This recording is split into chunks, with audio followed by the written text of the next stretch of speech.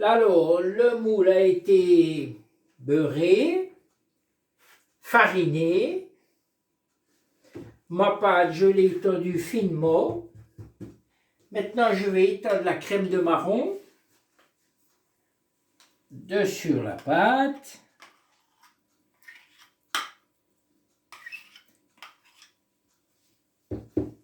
Voilà, généreusement.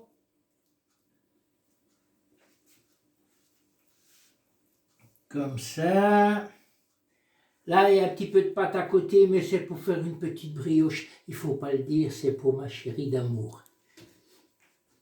Voilà. Comme ceci. Il ne faut pas hésiter à en mettre parce qu'à la cuisson, bien souvent, ça se mélange un petit peu avec la pâte. Alors après, vous risquez de ne plus avoir le bon goût de marron. Enfin, c'est même pas du marron, c'est de la châtaigne. Ça a été récolté à l'automne dans nos bois franc-comtois. Voilà, il y en a encore un petit peu là, et il en faut quand même suffisamment.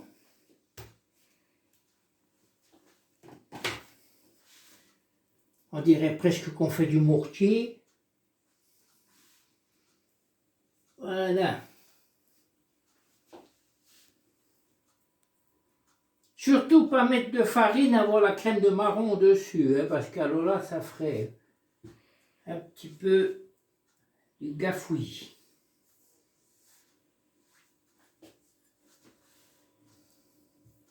Vous laissez un petit débord à la fin, c'est pour le recouvrement. Et maintenant, vous procédez au roulage de la pâte. Voilà. Comme si on faisait un ramé.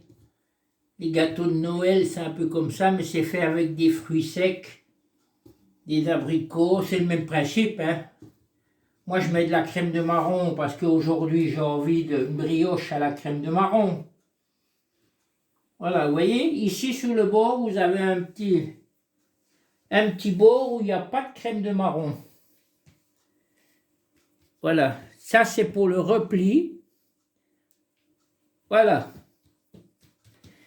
Une fois que vous avez terminé ça, vous repliez légèrement les extrémités de manière à ce que la crème de marron ne déborde pas à la cuisson.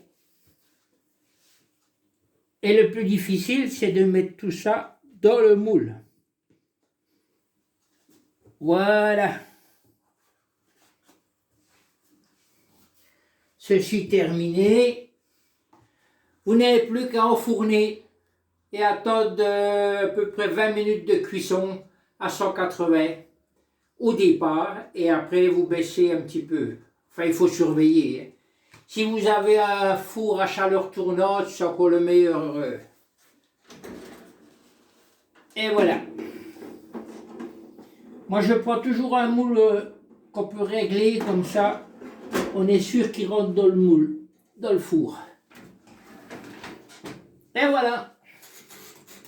Et on met en route et ça va cuire. Au revoir, à la prochaine recette.